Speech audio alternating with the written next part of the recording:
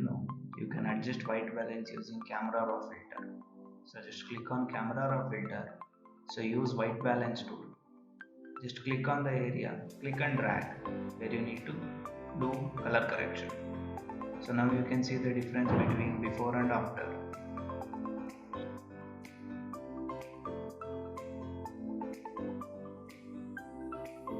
Once the adjustment is done, just click on OK.